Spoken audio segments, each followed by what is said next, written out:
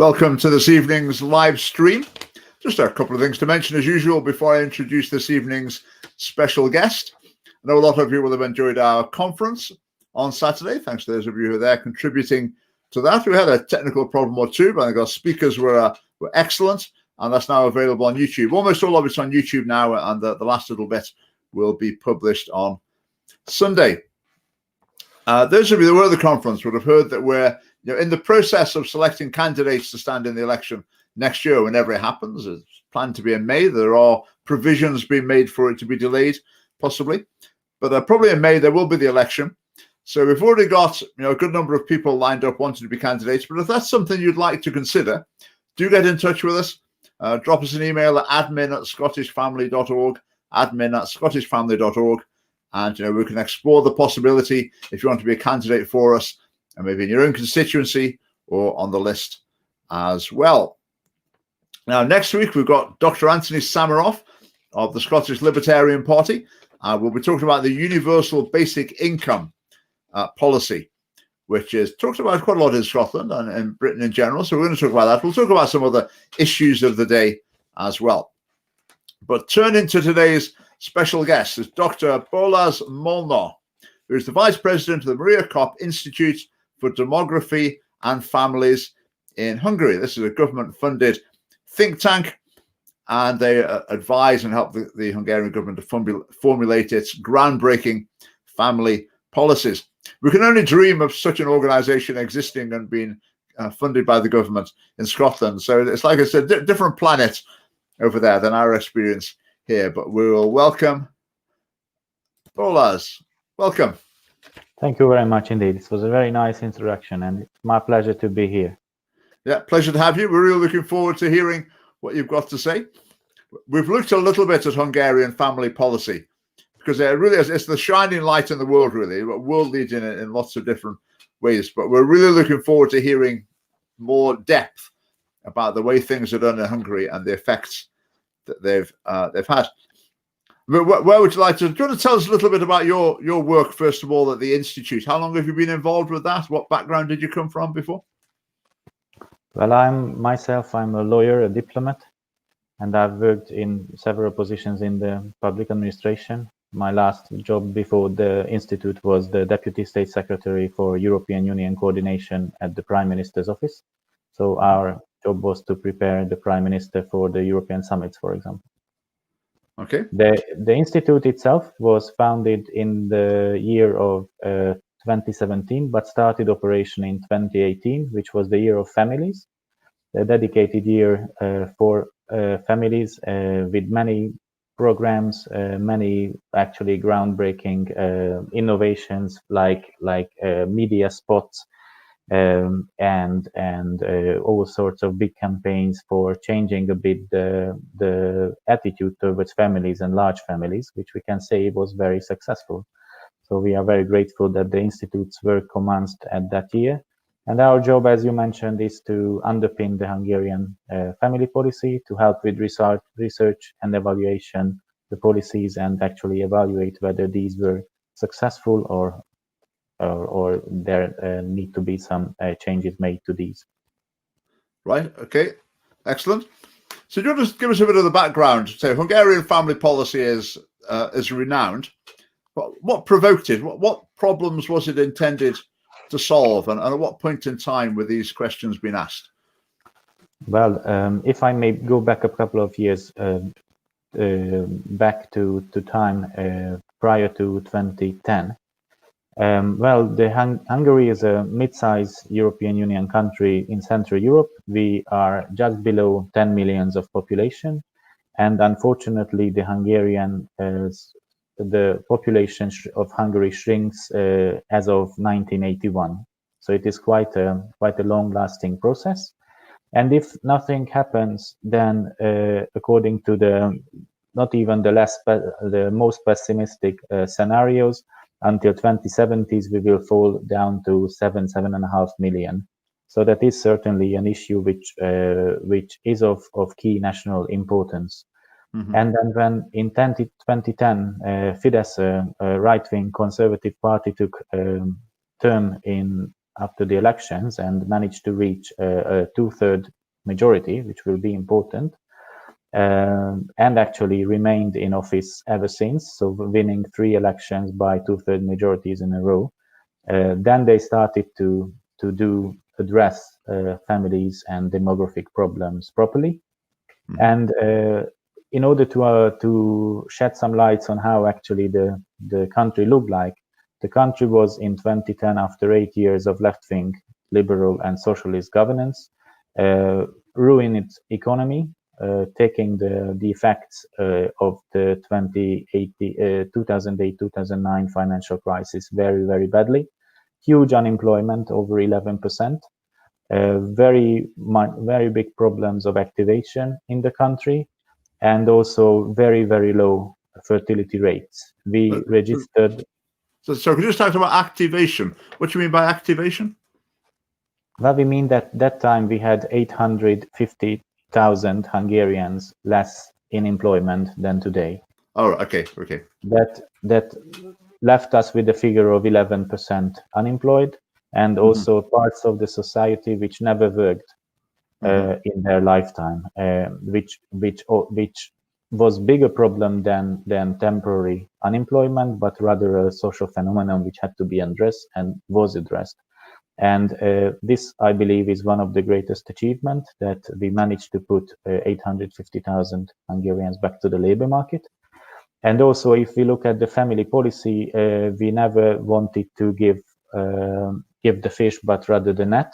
So we always wanted to activate people, attach family policy measures to legitimate employment, so that actually you can only draw these benefits and measures, which I will list to you, when you had social security contributions in the following year, in the previous years. That again made Hungarians interested in addressing or getting in legitimate employment. Also, we have to admit that not just employment was the problem, but also bits of the society was working in dubious ways, so to say. So now, you used an expression. Did you say the fish, not the nut? Did I hear that right?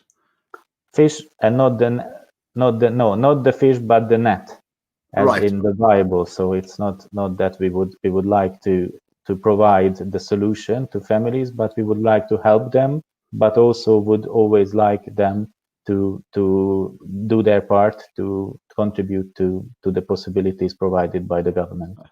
Net, fish and net. Sorry, I misheard you. Right, okay, well that's certainly a fair range of challenges that the government faced at the outset there. So what sort of family policies, what were the first family policies that were implemented? Well, the first one, and actually the flagship of the family policy, was the family taxation, which was introduced. The decision was made already in 2010, and it started with the fiscal year of 2011. That meant that actually every family can make use of the family taxation possibilities, and the amount actually is dependent on how many children you do have. If you have one child, you get roughly 30 euros of your monthly tax payments. If you have 2 children, then it was double the 30 euros, and since then we managed to double the amount for the 2 children families. So it is now actually 4 times more than it used to be. And if you have 3 children, then you can use roughly 300 euros tax cuts monthly after your 3 children. And there, what was quite impressive is that during the left-wing governance, only the 3-child families were allowed to make use of any family taxation possibilities. These were actually in effect in Hungary prior, but then they abolished it for the 1 and 2 children families. And what was also very important, that as of 2013, we introduced the possibility that actually the tax cut could be counted as well, or discounted from the social security payments. So in case you were in the lowest income class, you could also make use of 100% use of the possibility. And there, what we believe is very important is that actually, again, this attaches family policy to legitimate employment. And on the other hand, what we believe is something very outstanding in the Hungarian system. There will be some points which no other country actually provides. One is that if you are a mother of 4, if you in your lifetime ever gave birth to 4 children, you are exempted from paying the entire personal income tax during your career. This came into effect as of 1st of January this year, and we already see that we have 42,000 women mothers who can make use of that possibility. Also, again, somehow trying to counteract the negative financial situation mothers often find themselves throughout their career. Okay, they sound quite dramatic policies. The child tax relief policies, do they apply to married people only or to any parents? No, they apply to everyone having children, so you don't have to be married for that. And in case you live in a marriage, then you can split the possibility as well, so that actually you can make your net earnings higher for both parties, but you can also decide that it's either party or the mother or the father takes advantage of that possibility. Okay, and the cost of that policy must be quite significant. Are there financial benefits to it indirectly? Yes, indeed. The costs are high in that sense, but again, what we know is that we have 26-fold amount left at the families than it was in 2010. We that time had only 100,000 Hungarians making use of the family taxation. Now we have roughly 1 million, but it also has very large benefits, as we see that this money actually staying at the families are spent locally. It is getting into the circulation of the internal consumption, and thereby very much contributes to the very sound Hungarian economic growth numbers, which were in 2019 the highest in the European Union, or second highest with 5%. So we also see that actually it brings in a lot of tax paid for the state, as families are, as I have mentioned, are made interested in paying taxes and being employed legitimately. And on the other hand, they are spending that money in Hungary, mostly spending that money in the services sector, which is run by Hungarian small and mid-sized companies in the majority. So actually, we can be sure that money is very well spent.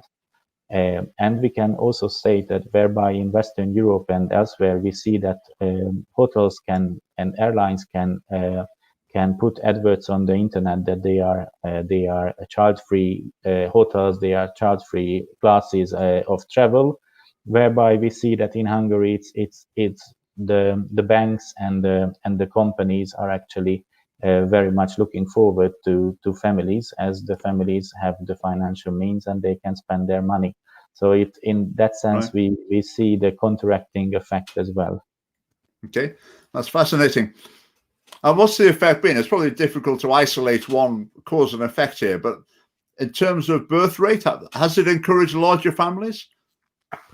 Well, what we can say is that in the last 10 years, and it's not just family taxation, we have a huge home building scheme, and of course many other measures which we are happy to report about.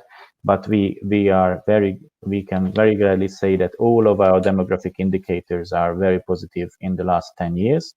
We have roughly 20% increase in fertility. So we were at the lowest at 1.23 total fertility rate, and that is now up to more than 1.56. So we have roughly 100,000 babies more born due to that increase in the last 10 years. And this is also very promising, as normally we have roughly 100,000 babies born in Hungary. So in 10 years, we won 1 year of babies due to that fertility increase. I believe it does picture it better than numbers around 1. And of course, we are very happy that we can say that we have much more marriages. We have the highest number of marriages since the 80s, which is not just important because we are happy that we have marriages, but also important as we know that one of the issues is why those babies which were wished by the Hungarian families were not born, is one of the reason. An important reason is the stability of the relationship, and we all know that marriages are much more stable relationships than just cohabiting. We also can say that we have much less divorces, which is very good, so that these marriages seem to hold as well on the long run as well, which we believe is important. And of course, we have much less, 30% less abortions than we had in 2010, which is also very favorable, whereby the policy was not changed. And of course, maybe very important, and also contrary to many of the accusation of our opposition, is that we have a very high growth in female employment in these 10 years. We have 13% more female in employment than in 2010. So it's not at all true that we would like to chain the women to the stove, as we say in Hungarian. So it is again very important that it's not just men who are employed more, but also women. And also actually we can say that women with small children, there we can also register quite some employment growth in the last 10 years. Right. But that's interesting, the female employment growth. I mean, how does that happen? Is that because mothers are working more outside of the ages when the children are very young? Or is it that there's more childcare available, so they're working while the children are young? How's that working out? Well, we have to see some specificities for Eastern and Central Europe there, but I will address that just one sentence later. The Hungarian family policy is unique because it provides families, or mothers, if you want to say so, to stay home with one child 3 years if they wish so. And they will receive maternity and parental benefits through that 3 years, which is some sort of an alien thing for Western Europeans, we know. But this is also important that in parallel to that, the Hungarian system provides you a lot of opportunities to go back to work if you wish so. For example, we have the possibility that we have the maternity benefit, which is for the first half a year. And there, for example, we have some very good news that as of 1st of July next year, we will have, we increase that amount, which is now 70% of the prior income of the mother.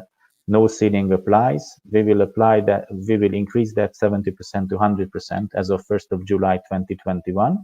And it will be a unique situation for Hungarian mothers, as they will make more money staying home half a year with their baby as if they would have received if they would have stayed in employment, as that benefit is taxed on a way that is more favorable. And on the other hand, for the next 1.5 years, we have the next benefit, which is 70% of the prior income, but there is a 665 euro ceiling applied. But the rule, which was introduced in 2015, is that the mother can go back to employment and keep that benefit. So actually, you can go back with a child which is older than 6 months of age. You can bring the child to the creches, nurseries, which are publicly funded and are available throughout the country for a very modest contribution by the parents. And you can go back to employment. Why is that important? Because it was employment-wise, it was in Hungary and in Central Europe, it was an in or an out question, as the wages are still and the income levels are still relatively low. So if you would have gone back to work in 4 hours a day or 6 hours a day, then PERC would not have paid. But now that you can keep that 665 euros and you can be employed for 4 hours a day, that actually makes part-time work pay as well. So it is very popular among Hungarian parents. It's not just for mothers, it's for fathers as well, as apart from the first 6 months of benefit, every other benefit is gender neutral. You can take it either the mother or the father. So that is very, very popular. It is a very popular measure. And of course, we also have to count on a way that in case the second child comes in a family or a third child comes in a family, that time is often prolonged for more than 4 or 5 years, but how long the mother stays home with their children. So that we also have to see it that way. So that is a possibility. It is a very unique possibility. And actually, all those who believe that they do not want to bring their children to nursery, they can do so. They are free to do so. The employment is safe, as it is safeguarded for parents and mothers on maternity leave.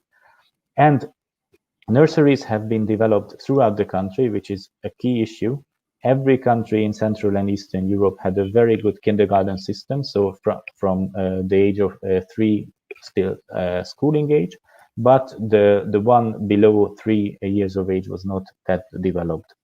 And there we have made significant progress. We are currently over 50,000 places. We started in 2010 with 37,000. So we have a quite some 30% improvement there. And the government committed itself that we will have we will upscale to 70,000 places until 2022.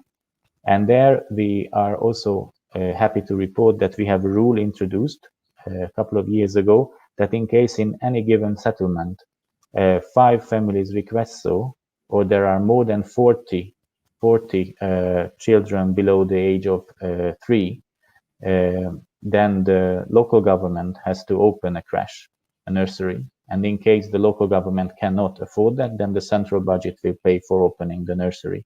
So it is a demand-driven reform which we experience currently, and that is, as we see, very popular. If we look at our studies and our analysis, it's the nursery development program is often regarded as one of the most supported one.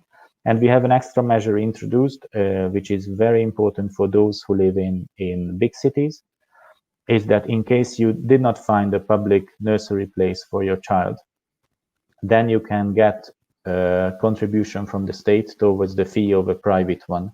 So you can receive roughly a bit more than 100 euros monthly towards the fee of the private one, which is a huge help for those who could not find a nursery. And as I have said, nursery is available not free of charge, but for a very modest contribution from the family that practically covers the meals of the child. And then as of the kindergarten, I'm happy to talk about that later, actually the public, that is part of the public education, and that is provided for free in Hungary. Okay, now I've seen something about something referred to as a marriage payment in Hungary. How does that work? Why was that introduced? Marriage payment? That is not familiar to me, but if you tell me more about it, I will certainly know. If I understand that if a couple get married, there's a payment over the first 2 years of the marriage. Oh yes, that is a tax cut again. That's a relief. That is a tax cut for newlyweds, which means that in the first 24 months of the marriage, they can receive a very modest contribution, a tax cut, roughly monthly 20 euros or so, which is, well, rather just a bit of a contributions to start their life together. But we also have some points where I believe it will be good to speak about marriages, but I will come to that later, but rather address one issue earlier. That one of the problems, but first of all, let me say that we have it good in Hungary in a way that the Hungarians remain to be very pro-child and pro-marriage. Our newest study from this year states that the average Hungarians in the childbearing ages, so between 18 and 49, they still would like to have, in average, 2.37 children. And compared to that, we see that now we are happy with the more than 20% increase, but we are still only at 1.6-ish. So there, actually, the way is provided, and we just have to help the families, the Hungarian families, young people, to have as many children as they want. One of the big issue is the postponement of birth. It's not that much a tragedy in Hungary yet, but it's still it's by every generation it gets a bit longer, or it gets a bit later, and then at the end, the second, the third, the fourth will most probably not come. So the Hungarian government addresses that issue by a couple of measures targeting the youth, the younger generation. One is that if you are giving birth during your university studies, so tertiary education, and right after your tertiary education, then the social security payment, which is required for receiving the larger scale maternity support, is granted on your university study. So you do not have to work 1 year in the last 2 years, which normally would be the rule. So that addresses a bit the issue that actually we all know that in Europe and in the developed world we have much more women in tertiary education than men. So that addresses the fears of well-qualified young women to give birth, as they are a bit worried about how that would affect their career.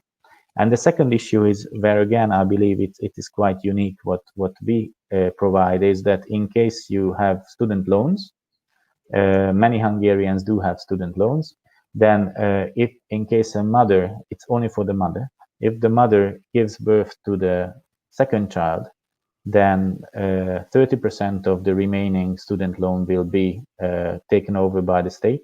And in case that woman, that mother gives birth to a third child, then the entire remaining student loan will be taken over by the state. So that is, again, an issue where we can address the postponement of birth and trying to figure out ways and means how to help the young generation to have their children in a bit earlier years. Yeah, this is fascinating. I would imagine people listening, people watching, you're probably thinking the same as I am, that it just seems almost incredible to hear about government policies along these lines, because it's so completely alien to anything that we would hear about in Scotland. I mean, talking about marriage, fertility, etc. These things, it's not just they don't talk about them very much, or there's not much emphasis on them. They're just completely off the agenda. No mention at all. They can recognise the problems sometime. Population decline. The Scottish government talks about that, but to do anything about it in these sort of ways, they just haven't got any ideas at all. So it's quite amazing listening to the policies that are actually in practice. For us as the family party, maybe some people look at some of our policies in Scotland and think, "Oh, that's a bit crazy. This is a bit pie in the sky."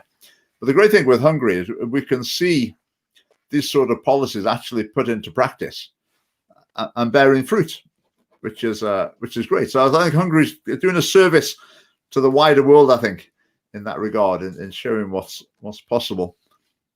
Well, what measures would you like to talk about next? I know there are a few more, but what direction you would like to take it in?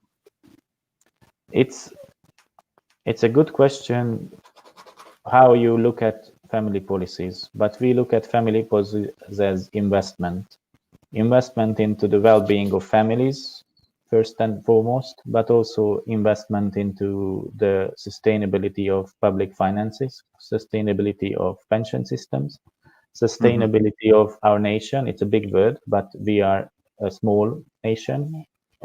You Scots understand that. It's not easy to speak to Americans and German about that. They are not afraid of once the last one to put off the light.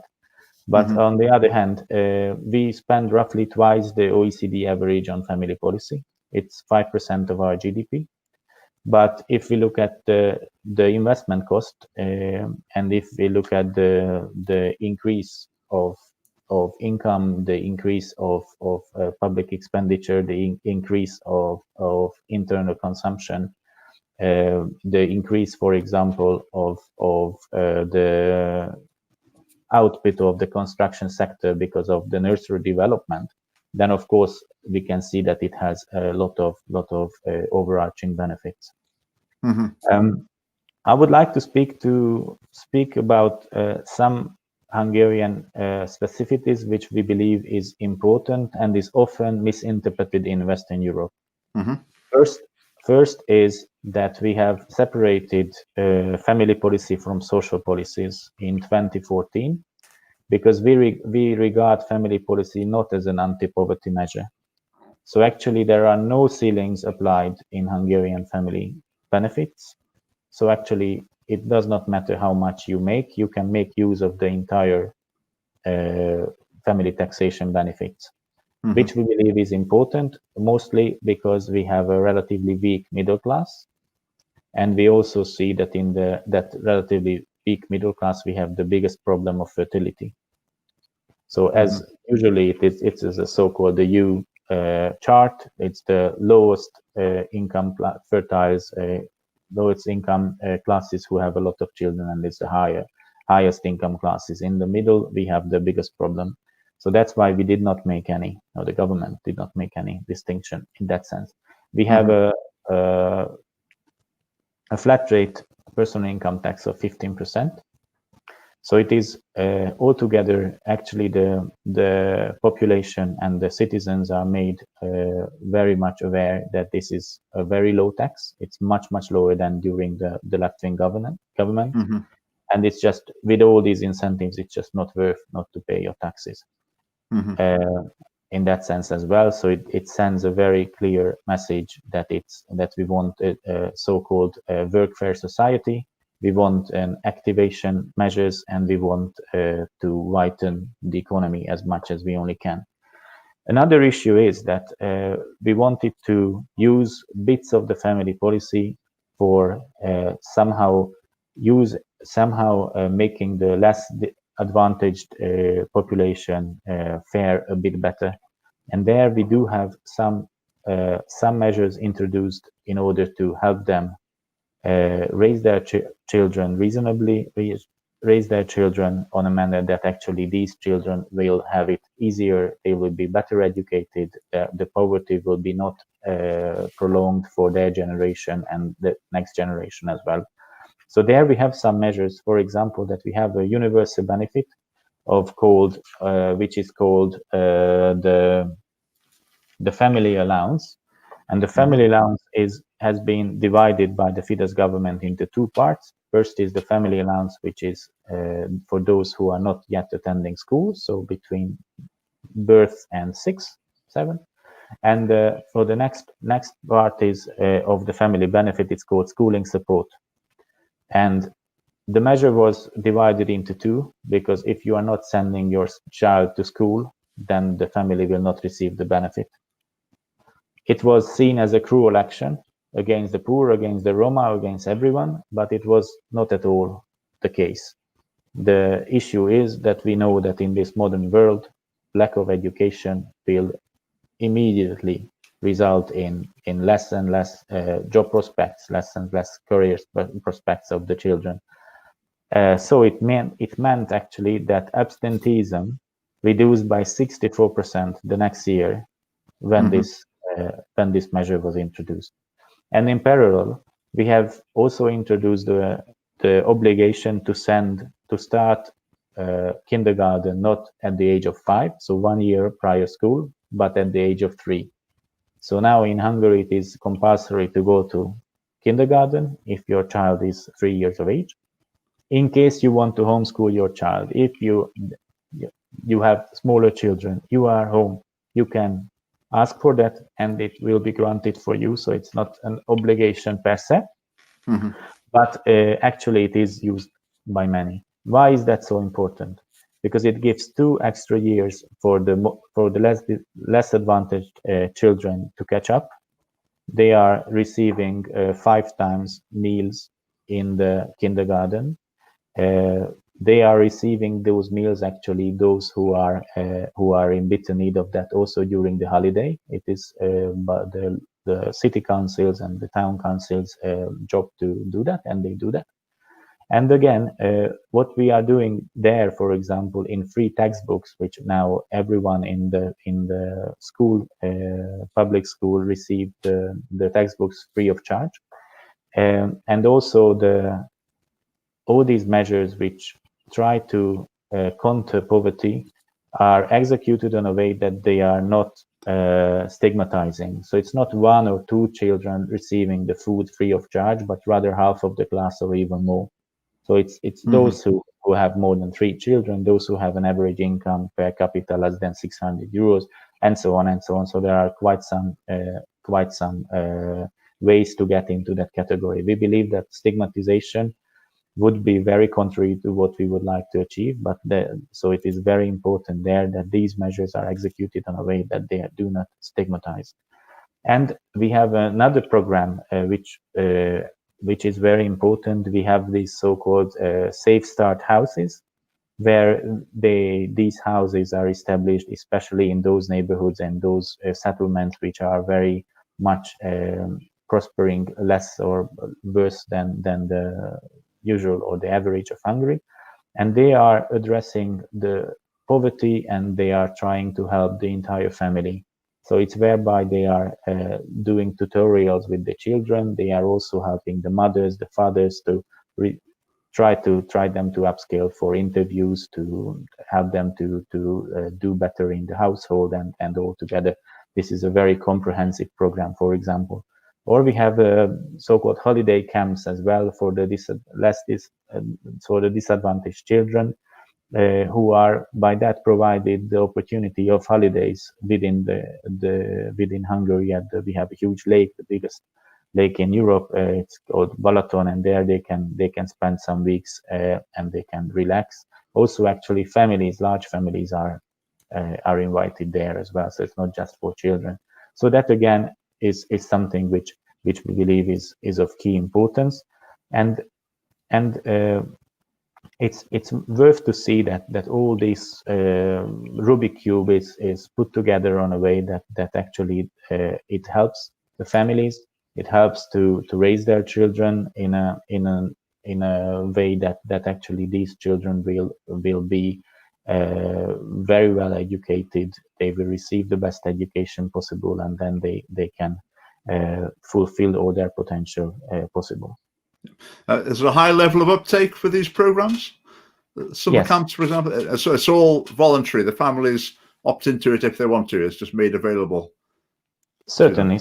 Yeah. I mean, it's for example, the free meals is something which you are provided a form when you enroll your child, and then you click here, click there, and that's it. So it's a very easy issue. You can certainly say that I don't want a free meal, but why would you? It's, as I said, it does not stigmatize. So it's not that it would be your child and then it would be in a way that he or she will be pointed at. It's not at all. Yeah. Some of the poverty tackling policies, I mean, we do have parallels to those in Scotland and Britain. I think that side of the equation that the Scottish government gets to some extent, but the side in terms of encouraging marriage and fertility, that's completely alien to them. But we're trying to help poorer families. I mean, there are lots of schemes that attempt to do that. They're not all effective. I think some might be misguided in some ways, but that part's not so alien to us. But the other side is completely off the agenda here. Now, I was looking something about a housing support system that is very interesting. Well, again, it is important to say that we used to have anti-poverty measures under the left-wing governments as well, but that was family policy, and then it was not dealing at all with raising the fertility. Well, housing is important because according to our study from last year, if we ask young Hungarians what are the obstacles of having, or what are the 3 main reasons when they think about how many children they have.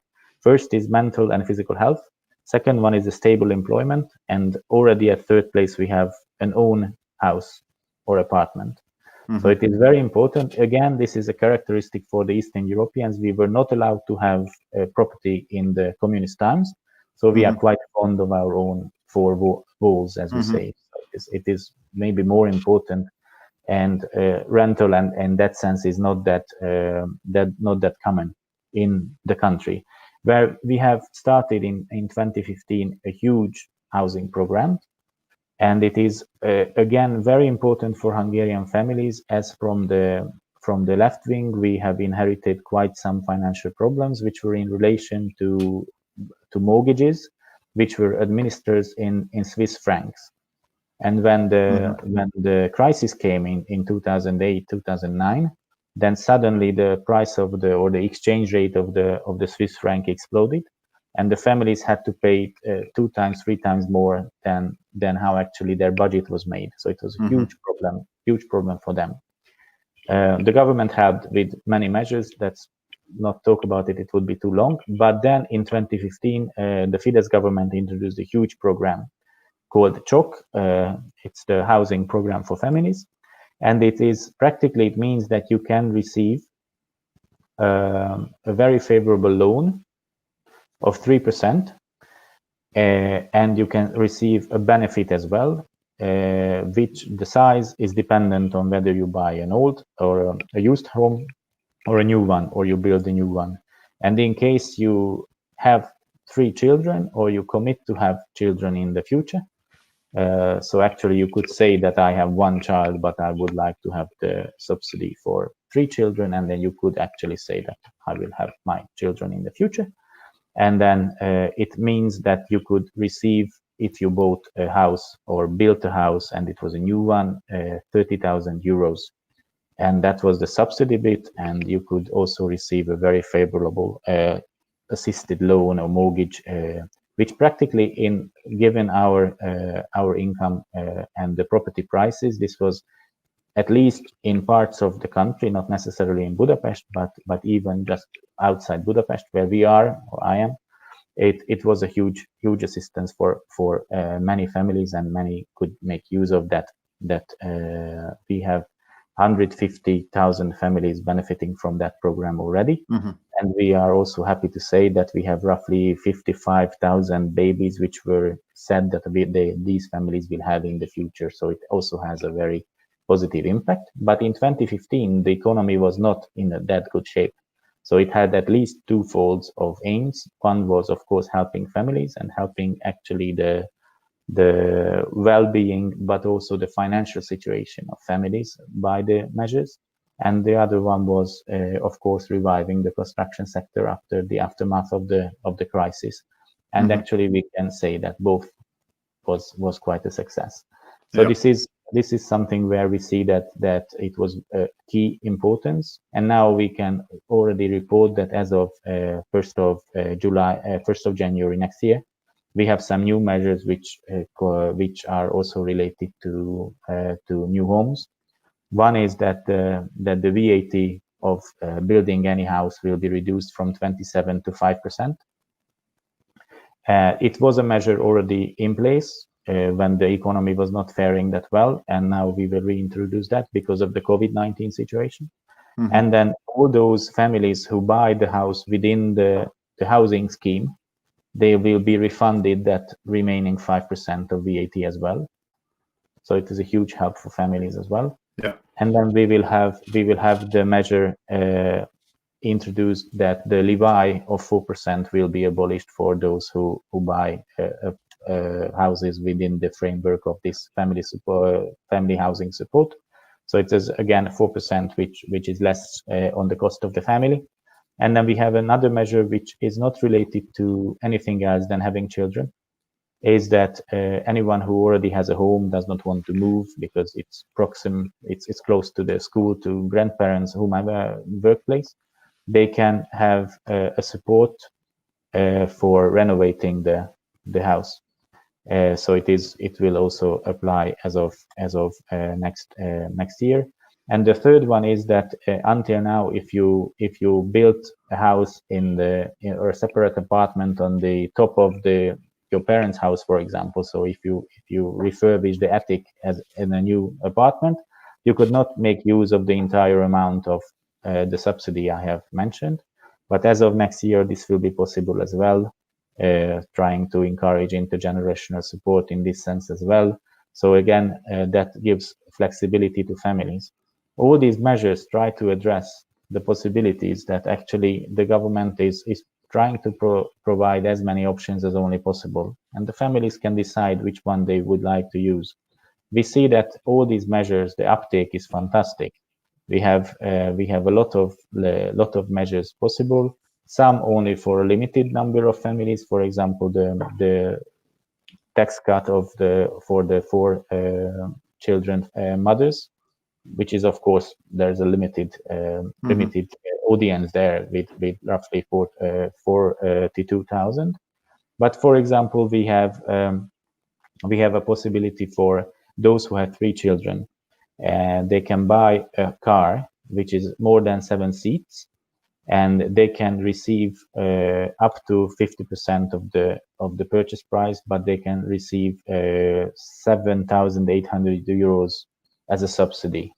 So they can actually have 1/3, or even if you buy a very cheap model, nearly half of the car's price, which was, again, we have very active civil society advocating for families. This was a plea of the Large Family Association for quite a while, as these relatively large cars the big families use were even older. The average age was even older than the average of the ages of the cars.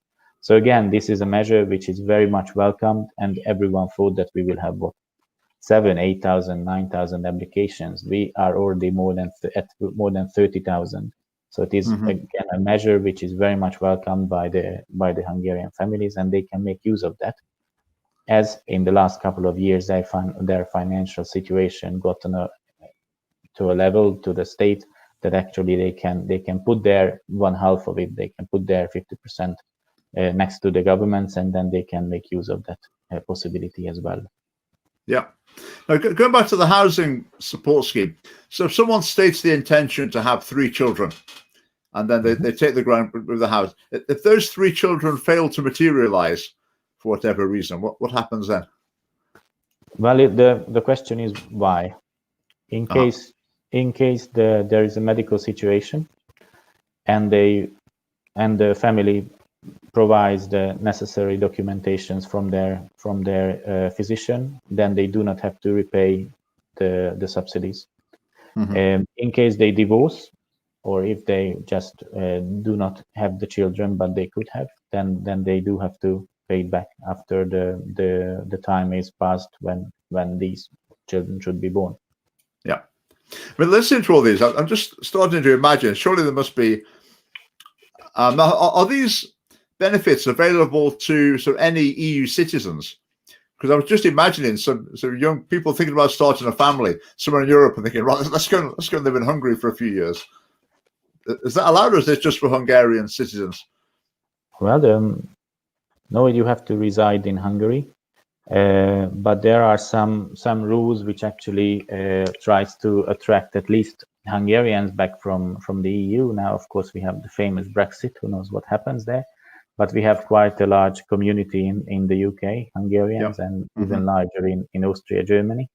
Yeah. And we see that we actually in 2018 and 2019 have more returnees than those who leave the country. And many of them are actually young people, either already having small children or just marrying and coming to the age when they would like to have children. So actually, many of the measures are formulated in the way that within the European Union, if you pay your social security contributions, you can make use of that.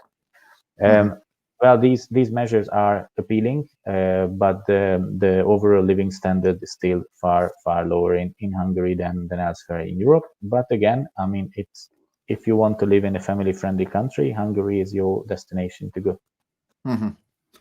Now, something else I've read about online, something I heard referred to as the grandmother 40 scheme, which I thought sounded incredible. Tell us about that. Well, yes, we have abolished all pension possibilities, early pension possibilities, starting from 2010. We had quite some, but we have introduced, or the government introduced in 2011 already, the grandmother, or it's called Women 40, but it's practically a grandmother pension, which means that in case you are a woman, you don't have to have children, but it's enough if you are female and you have worked 40 years, you can go to retirement even if you are not 65 years of age yet, or 64. It is very, very popular. Very popular. We have roughly 271,000 who already made use of that possibility.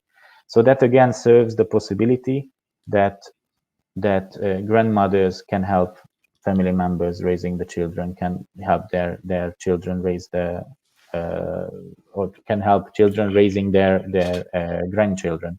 So it is, as I said, it is indeed very popular.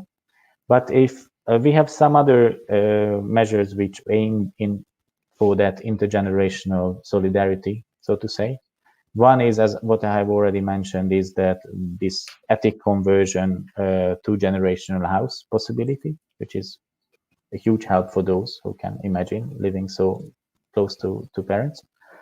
But again, also that we, for example, made it possible that those grandparents who are still working, so not yet pensioners, can make use of the family benefit instead of their children. So if they are, let's say 60 years of age, they can go to retirement instead of their child, instead of their son or their daughter, and stay home with the grandchild, which is a possibility very important for several reasons. One is that prior COVID, we are talking about prior COVID, who knows what prior COVID does with the economy, but prior COVID, we have had quite some skill shortages. We had the fourth lowest unemployment rate in the European Union, 3.4%. Quite some skill shortages in some key sectors of economy. So there again, trying to get back, for example, well-skilled, highly skilled workforce earlier from maternity benefits, and maybe ask or enable their parents who are closer to their retirement age, maybe having a bit of problems with employment in some sectors, at least with age, it happens. So it is again a flexible possibility, a flexibility option, and this is again made use by many Hungarians. Mm-hmm. Just thinking about the 40 years working. So if there was time off for child rearing, would that count towards the 40 years? Child rearing would count, as it is okay. counted also if you are a pensioner. Right. I mean, I assume opposition parties just say this is a sexist policy. Well, of course they say that, but we are used to critics. Uh-huh. How would you respond to that? Why is it women in particular that applies to? Well, I believe it is targeted in a way that targeted to those who can help better in raising the grandchildren. And let's face it, it's rather grannies than grandpas in most cases. Uh-huh. That's the reason. Mm-hmm. Do policies like that risk running foul of any sort of EU regulations or anything like that about sex discrimination? Are there any challenges? Well, thanks God, family policy is in the competence of member states. All right. What we rather see is that family is not given the necessary importance in the European Union. We see that Europe is declining in importance, in demographic terms, in population. We are getting less and less in the percentage of birth population. And we are unfortunately also are responsible for less and less of the GDP of the global GDP, and then that does not even count the UK's departure. So in that sense, we would welcome if we would talk about family more in the European Union. But again, we have it very clearly in our fundamental law that family is based on a marriage of one woman and one man, and that we support raising the children, and then we support having the children. Also, it has the constitutional support, and we regard families as the basic building block of society. We unfortunately rather see opposite tendencies from the European Union, that it's very small but very loud advocacy groups attacking the family, attacking the classic traditional family model.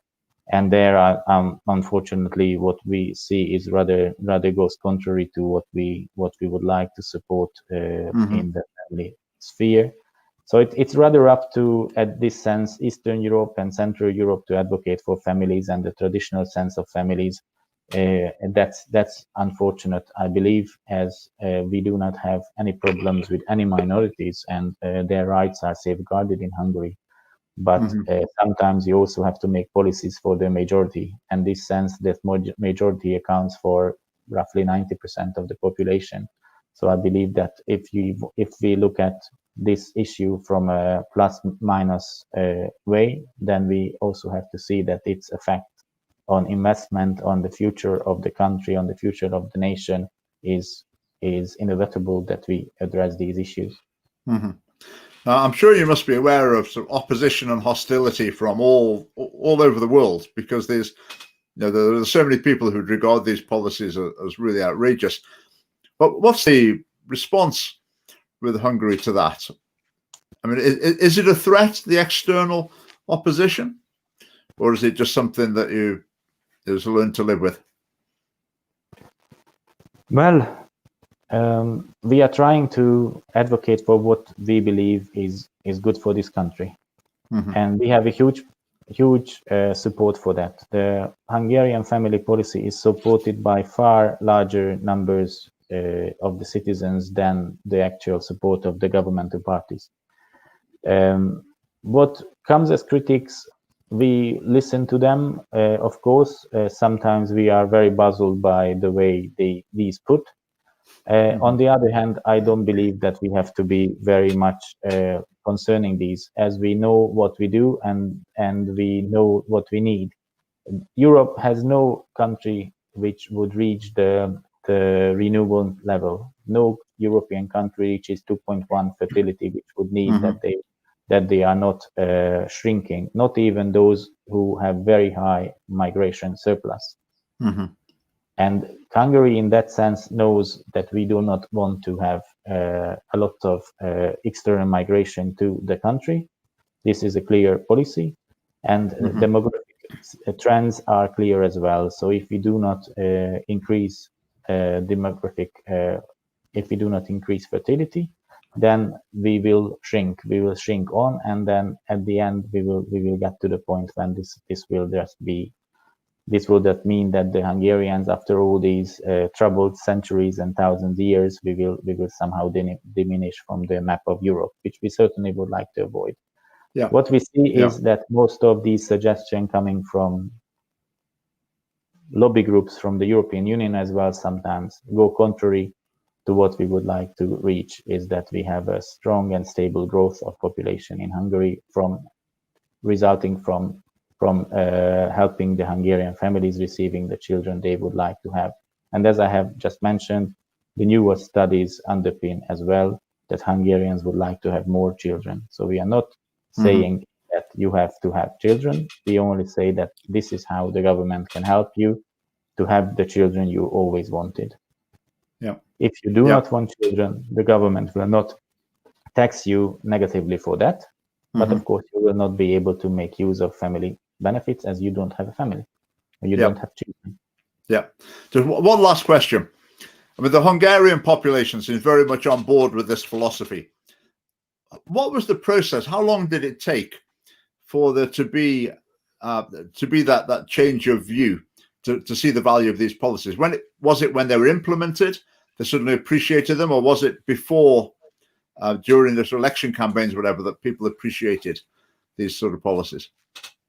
Well, the question is twofold, at least, or the answer is twofold. First is that Hungarians always wanted more children than they received from quite some time now, from the 90s for sure. On the other hand, changing that public opinion that actually you are stupid that you have more than 2 children, it did take time. On the other hand, it was rather a mindset that you have to fare better, you have to have the washing machine first, and the car first, and the flat first, and then child, and then it was 1 child or 2 children. So there the public opinion was very important, and that is what the family year of the family brought, for example, that actually it showed that it's perfectly normal to have more than 1, 2, 3 children, that it's fun, that it is just it is good for you. It is actually, we all know that, for example, having children is a health preserving factor for men, not for women, for men. So it is again very important that we advocate for this sort of societal change. And there actually we can see that even from studies around COVID, or the first wave where we had a lockdown in Hungary, that actually families dealt with the lockdown very good. Practically, we have seen that actually it did good to families, that the fathers were around more, that the mothers were not running always, that they had to spend time together. And again, maybe it will help us again to have even more of those babies that actually the families do desire. Yeah. In Scotland, we heard completely the opposite. We had lots of government-funded organisations saying that the lockdown was going to be a real problem because families were going to be together more, and this is just going to cause all sorts of problems, a host of problems. We call it homophobia, actually, homophobia with an E, the irrational fear of the family home. Right, our time has flown by. That was absolutely fascinating. Really appreciate your time and coming on and explaining things so fluently in your excellent English.